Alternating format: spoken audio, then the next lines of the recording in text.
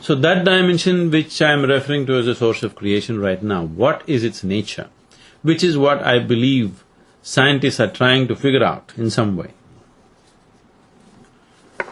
So, if I have to describe it in some articulation, we can only say it's nothingness.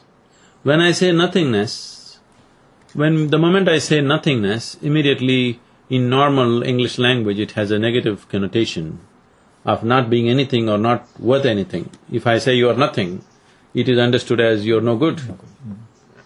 So I'm not referring to nothing in that sense. Probably we would understand it better if you put a hyphen between no and thing.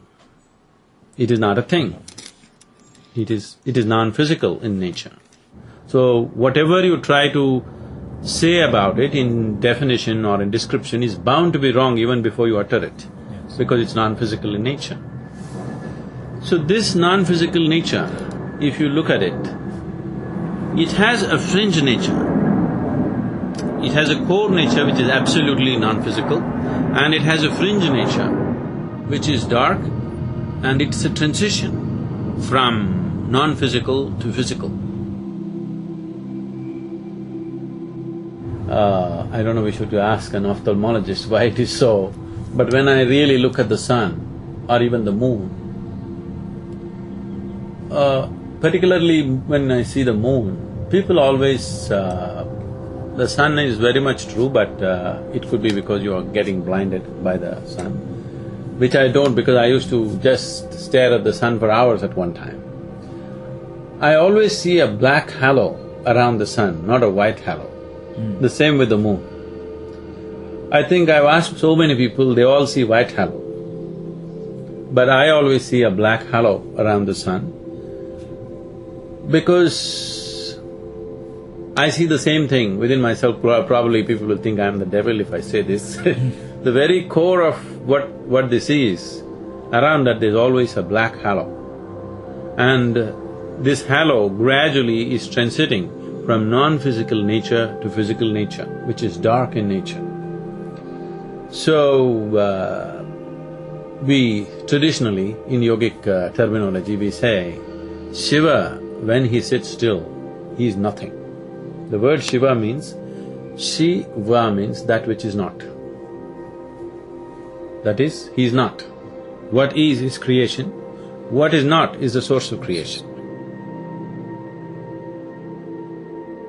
So when you look at this aspect, the very core aspect is a non-existence. And immediately next to that, before the physicality happens, there is a dark face. We call something dark, and always in language and literature and in normal social connotation, the word dark is always understood as remote or even threatening or dangerous or negative. This is essentially because of the way our visual apparatus are made. Suppose you were an owl, you always would think dark as a very bright thing. So, the human perspective of dark being a negative aspect is a very limited way of looking at it. Our sense of vision, essentially. So when I say because of lack of terminology, or if I invent a new word, it won't be any better than dark, so I settle for dark. So this dark dimension is where you can understand the nature of creation. Beyond that, the total non-existent state, that is not a place to understand, that's a place to just merge, which is not the interest of a scientist. And mathematics will not go there. So, in the yogic tradition, we say when he moves, Shiva is a dark one. Always Shiva has been referred to as a dark one. In his ultimate state of Shiva, as Sadhguru, he is utterly still and nobody can feel him unless you're willing to become one with it. But when he moves, his initial phase of movement is dark. When he really comes out and becomes a part of the world, then he is light. So this is, in my perception, somewhere, people who saw the nature of creation within themselves are trying to explain this in a personified way. In his core, he's absolutely still. You cannot know where he is. You can only become one with him. If you're willing to be sucked into him, it's all right. But if you want to, you know, in any way transact with him, it is not possible there. But when he begins to stir, he's dark. There, if you want to go, you need courage. You are willing to transcend. You're willing to leave everything that you know and enter into a completely different area where you do not know what's the end for you. Or if you want to transact with him properly, when he becomes light, which is creation, you can transact with him, you can see everything as Shiva and experience it, you can be devout about it, you can worship it, all that.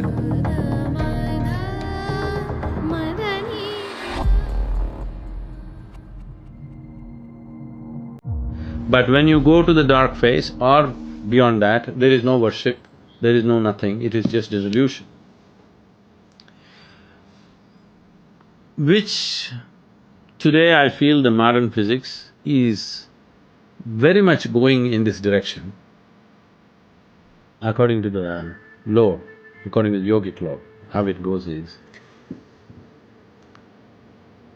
Shiva was asleep. That means he became totally dead. But he's there, he's still, absolutely. And then Parvati or Shakti came and moved around him 3 times.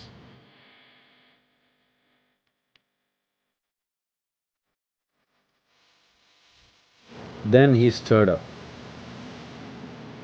It's from then creation happened. They clearly say, they did not copulate. She just went around him 3 times. And the basic force of creation began to happen, which was not physical, which was a transition. So this dark face around Shiva began to expand. And then Parvati said, is this your creation? Look at this, what you've created, just one dark wave of nothing. Is this what you're capable of? Then he woke up. And then they copulated. Out of their copulation, the whole creation happened. It could be a metaphor for… It is a metaphor. Scientific understanding of forces and particles.